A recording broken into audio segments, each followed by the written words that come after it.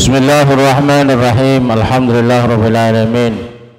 Wassalatu wassalamu ala sayyidil mursalin wa ala alihi wa ashabihi wa man tabi'ahum bi ihsan ila yaumiddin. Amma ba'du. Qala al-mu'allif rahimahullah ta'ala wa nafa'ana bi 'ulumi fid dharain. Amin. Bismillahirrahmanirrahim. Fi fadli asri Dzulhijjah, di dalam keutamaannya hari ke-10 bulan Dzulhijjah. Sekarang ini kita sudah memasuki malam ketiga dari hari-hari bulan Dzulhijjah. Ruwiya an Ibnu Abbas radhiyallahu anhu anna Nabi sallallahu alaihi wasallam qala ma min ayamin al-amalu fiha ahabbu ilallah fi min hadhil ayam, yakni ayyamul usyur. Diriwayatkan daripada Ibnu Abbas, Rasulullah bersabda, tidak ada dari suatu amalan yang lebih dicintai oleh Allah Subhanahu wa ta'ala, beramal amalan-amalan soleh dibandingkan daripada ini hari, yakni adalah hari ke-10 bulan Dzulhijjah ini. Para sahabat bertanya, qalu wala jihad fisabilillah, ya Rasulullah, apakah juga tidak bisa dibandingkan dengan jihad fisabilillah? Qala, Rasulullah bersabda, walal jihad fisabilillah, tidak bisa dibandingkan juga dengan jihad fisabilillah. Illa rajulun kharaja bi nafsihi wa malih wa lam yarji min dzalika bi syai', kecuali ada seseorang yang keluar dengan nyawanya, dengan jiwanya, harta bendanya untuk perang di jalan Allah, dan dia tidak kembali sama sekali. Artinya dia mati, artinya harta bendanya dikorbankan untuk jalan Allah Subhanahu wa ta'ala. Kalau ada orang seperti itu, maka itu lebih utama, ya. Kalau tidak seperti itu, maka amal-amal yang lain di dalam Dzulhijjah ini lebih utama. Wa an Jabir bin Abdullah qala Rasulullah ma min ayyamin ahabbillah afdal min amil usur qila wala misluhunna fi sabilillah, dan juga tidak bisa dibandingkan ayyamul usul dengan sabilillah. Wala misluhunna fi sabilillah illa rajulun uqira jawaduh wa uqira wajhu fi sabilillah, kecuali ada seseorang yang kendaraannya terbunuh, kendaraannya hancur untuk perang, dan dirinya wajahnya dilukai dan meninggal dunia di jalan Allah Subhanahu wa ta'ala. Wa Aisyah radhiyallahu anha anna sahaban kana sahibu sima'in, diterangkan ada seorang pemuda, diriwayatkan oleh Siti Aisyah, ada seorang pemuda yang ketika masuk Dzulhijjah maka ia langsung puasa. Asal masuk bulan Dzulhijjah maka langsung berpuasa. Maka sampailah hal itu kepada Rasulullah. Rasulullah bertanya, wahai pemuda, apa yang mendorong kamu untuk kamu menjalankan puasa di ini hari?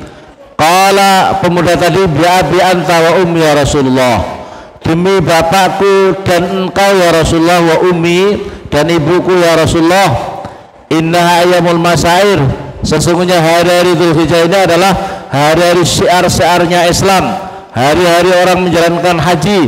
Barangkali saya bisa mendapatkan berkahnya daripada orang-orang yang menjalankan ibadah haji. Doa-doanya mereka saya mendapatkan berkah sebab saya berpuasa di bulan Dzulhijjah ini.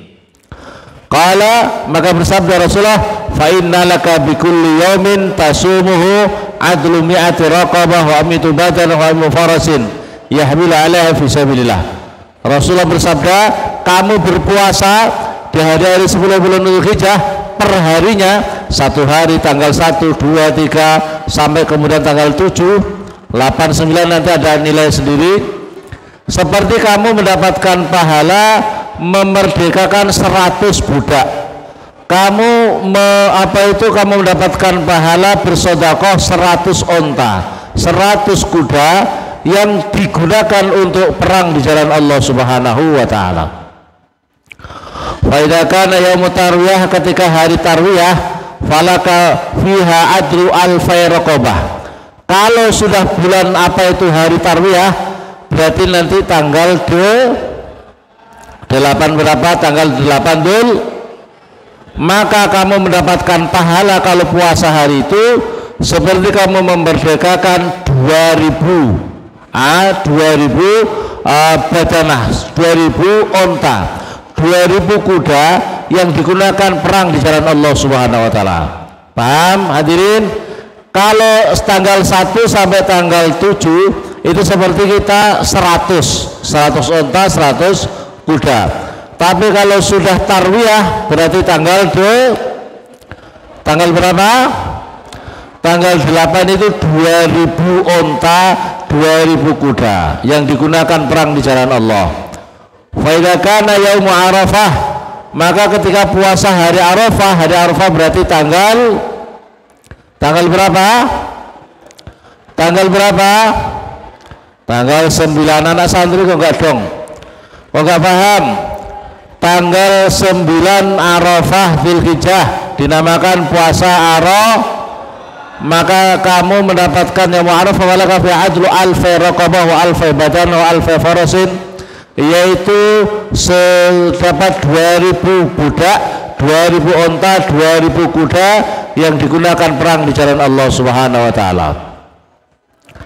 Wa qala Nabi sallallahu alaihi wasallam ya'tilu shaum yaumin Arafah, maka membandingi puasa hari Arafah itu bisaumi sanaten, mendapatkan pahala seperti puasa 2 tahun. Wa ya'tilu shaum yaum Asyura bisaumi sana. Kalau hari Asyura itu 1 tahun. Tapi kalau Arafah itu 2 tahun. Ini diantara keistimewaan-keistimewaannya menjalankan ini menjalankan puasa-puasa, ibadah-ibadah di dalam hari Dzulhijjah ini. Waqala Nabi sallallahu alaihi wasallam, man shoma yaumat tarwiyah atallahu, barang siapa puasa tarwiyah tanggal 7 atallahu sawaba sabri Ayub, maka dirinya mendapatkan pahala pesabarnya Nabi Ayub ketika menghadapi cobaan sakit. Ala balaih. Wa man shoma yaum Arafah, barang siapa puasa Arafah maka dirinya mendapatkan pahala sebagaimana pahala yang diberikan oleh Nabiullah Isa alaihi salam. Dan ketika hari Arafah nasallallahu rahmatahu, Allah menebarkan rahmat kasih sayangnya Allah aksar min yaumi uta'itqan, dari hari yaitu dimerdekakan dari itu, dari neraka. Wa man sa'alallahu ta'ala fi yaumi Arafah, barang siapa meminta hajatnya kepada Allah di hari Arafah, min hawaijudil akhirah qadaha, kalau hari Arafah minta sama Allah, hajat-hajatnya dikabulkan oleh Allah Subhanahu wa taala. Wa shaumi Arafah, puasa hari Arafah itu yukafiru sanatan madiyah, yaitu bisa menghapuskan dosa-dosa 1 tahun yang telah lalu dan 1 tahun yang akan datang. Jadi 1 tahun yang lalu, 1 tahun yang akan datang diampuni oleh Allah kalau kita menjalankan puasa Arafah. Maka santri kalau memang kuat puasa tanggal ini besok sampai tanggal 9. Kalau tidak minimal hari 7, hari ke-8 tarwiyah sama Arafah. Paham apa paham? Kuat apa kuat puasa? Wa qala ba'dul ulama, diterangkan sebagian ulama mengatakan, man shoma hadil ayyam, barang siapa puasa pada hari-hari ini Dzulhijjah, akramallahu bi asrati asya', Allah akan memuliakan kalau orang yang mau puasa hari Dzulhijjah ini dengan 10 kemuliaan. Yang pertama al-barakah fi umrih. Yang pertama, kalau yang mau puasa hari-hari ini diberi berkah hidupnya. Berkah hidupnya ini istimewa. Jadi berkah dalam hidupnya itu kalau mau puasa pada hari-hari ini. Wa ziyadah fi malih. Yang kedua, Allah akan menambah harta bendanya, rezekinya akan dimudahkan oleh Allah. Kalau rezekinya mungkin jatahnya 1 juta untuk 1 umur hidupnya, maka akan ditambah oleh Allah berkah puasa hari-hari Dzulhijjah ini. Wal khiddu fi iyalih, yang berikutnya lagi Allah menjaga keluarganya dari bala musibah. Wa takfir li sayyi'atih, hikmahnya lagi dihapus dosa-dosanya. wa tad'if li hasanati, dilipat gandakan amal-amalan kebaikannya. Wa tashil li sakarati mauti, dan dimudahkan ketika sakaratil maut. Hadirin, ini diantara hikmahnya. Jadi kalau ingin dimudahkan ketika sakaratil maut, orang mau mati itu susahnya luar biasa, tapi ketika dia mau puasa ini dimudahkan, mau meninggal mudah. Coba bayangkan kalau kamu mati megap-megap lama sekali kau sakit, Masya Allah, keluarganya bingung, segala macam bingung, ini bikin susah. Maka kalau supaya dimudahkan, puasa di hari-hari 10 bulan Dzulhijjah ini. Wadi'li zulumati qabri, dan diberi cahaya benderang di kuburnya. Hadirin, kuburan itu gelap apa tidak? Pernah kamu masuk kuburan? Pernah dikubur? Kamu di kamar tidak ada listrik aja gelap apa tidak kalau malam? Kalau kamu mati lebih gelap lagi. Supaya terang caranya puasa di hari-hari Dzulhijjah ini. Semoga nanti di kuburnya terang, amin Allahumma. Wa taskil mizanih, memberatkan amal-amal kebaikannya nanti di timbangan akhir di akhirat. Wa najat min darakatih, dan selamat dari tingkatan-tingkatan siratal mustaqim nanti. Wa shawt ila darajatih, dan naik derajatnya lebih tinggi lagi. Jadi kalau mau menjalankan puasa-puasa ini, diantara keistimewaannya seperti ini. Ada seorang wali Allah namanya Sufyan As-Tsauri. Siapa namanya? Suatu ketika bulan Dzulhijjah malam-malam beliau jalan-jalan, kemudian melewati kuburan. Dalam perjalanan melewati kuburan, tiba-tiba di kuburan itu ada cahaya terang sekali. Di kuburan itu ada cahaya yang tembus dari dalam kuburan, terang sampai kelihatan terang sekali kuburan ini. Cahayanya luar biasa. Sufyan As-Tsauri, Allah, amalan apa orang ini? Ini orang punya amalan apa sehingga kuburannya terang benderang seperti ini? Kemudian dikatakan, wahai Sufyan As-Tsauri, kalau kamu ingin mendapatkan kubur kamu nanti di kubur kamu dalam kubur terang benderang seperti kuburannya dia itu, maka jalankanlah puasa di dalam bulan Dzulhijjah, yaitu puasa tanggal 1 sampai tanggal 8 ya. Kalau tidak minimal apa? Tarwiyah Arafah tanggal 8 tanggal 9. Jangan lupa itu, pokoknya kalau bisa diupayakan untuk puasa di tanggal berapa? Tanggal 8 tanggal 9. Nah, ini diantara keistimewaannya. Hadirin yang dimuliakan oleh Allah SWT. Dan kemudian diantara zikir-zikir di dalam Dzulhijjah ini adalah ini di dalam keterangan. Kalau bisa ini diamalkan, saya akan baca. Ada yang panjang, ada yang pendek. Tapi tidak apa yang pendek saya baca. Ini dibaca 10 kali dalam sehari semalam. Saya pandu, saya baca bareng-bareng ya. Bismillahirrahmanirrahim. La ilaha illallah adadad duhur, la ilaha illallah adadi amwajil buhur, la ilaha illallah adada amwajil buhur, la ilaha illallah adadan nabati was sajar, la ilaha illallah عدد القطر والمطر، لا إله إلا الله عدد لمح العيون، لا إله إلا الله خير مما يجمعون، لا إله إلا الله من يومنا هذا إلى يوم ينفخ في الصور.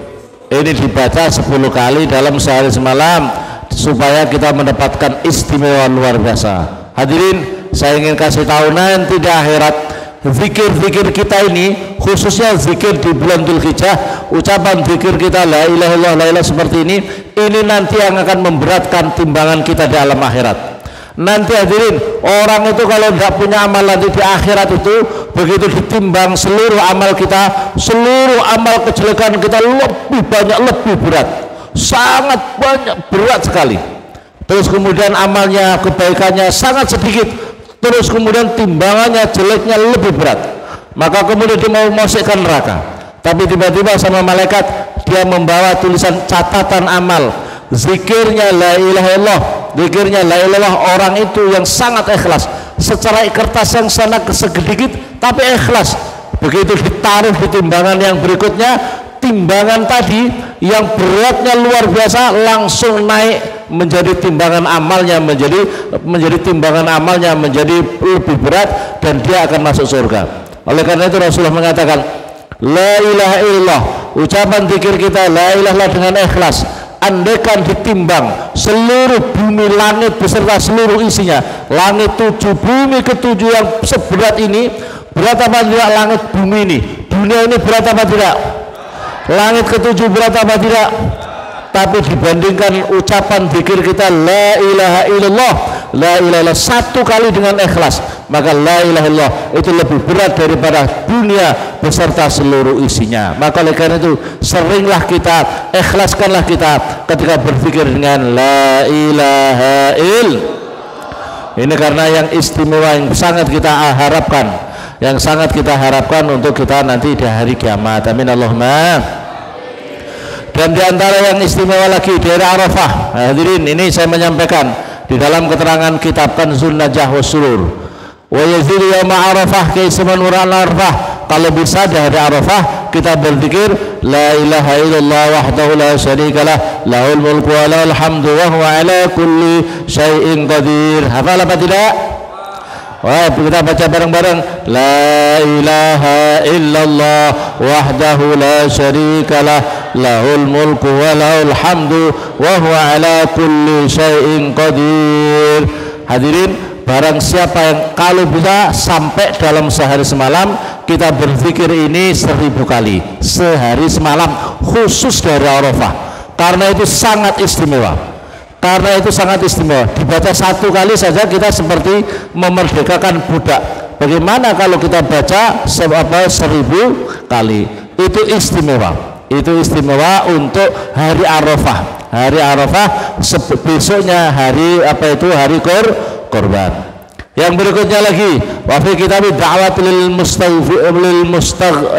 mustaghfiri hadisun an Ibnu Abbas. Ini hadis, man qara'a qul huwallahu ahad alfa marrah, barang siapa yang berzikir qul huwallahu ahad 1000 kali di dalam hari Arafah. Dari Arafah, walaupun di tempat haji sana atau kita di sini yang tidak bisa menjalankan haji, u'tiya masalah, maka akan dikabulkan apa yang diminta, akan dikabulkan apa yang diminta. Masya Allah. Maka oleh karena itu doa-doa yang istimewa gunakanlah. Jadi apa itu Arafah itu, gunakan kita berzikir al-ikhlas la ilaha illallah wahdahu la syarikalah lahul mulku wa lahul hamdu wa huwa ala kulli syai'in qadir.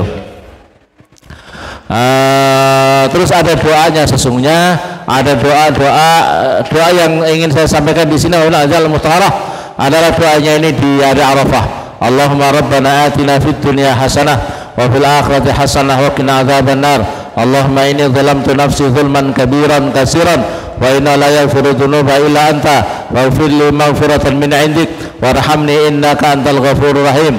Allahumma ighfir li maghfiratan min 'indik tuslihu biha sya'ni fid dharain warhamni rahmatan minka as'adu biha fid dharain wa tub 'alayya taubatan nasuhan la anqasuha la anqusuha abadan walzimni sabilal istiqamah la aziku anha abadan.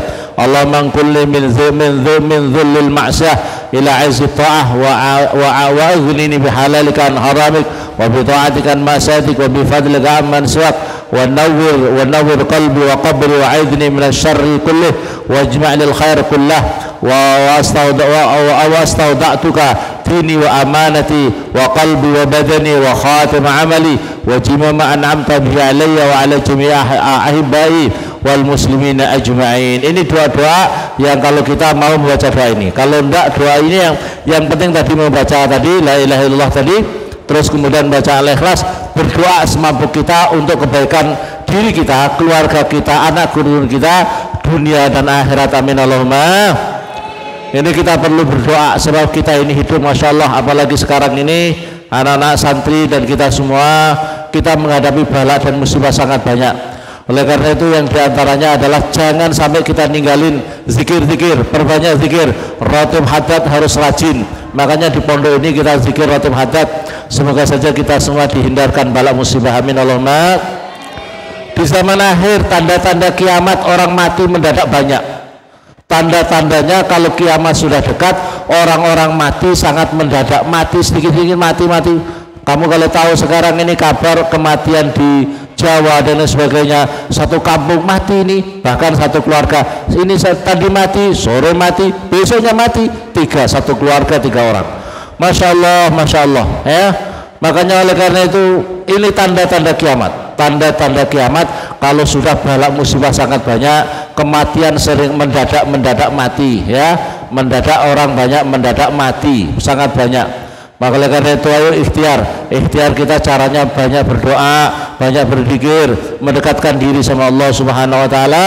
Semoga kita dihindarkan dari bala musibah tadi, selamat dunia, selamat akhirat, amin Allahumma. Demikian, semoga manfaat dan Assalamualaikum warahmatullahi wabarakatuh.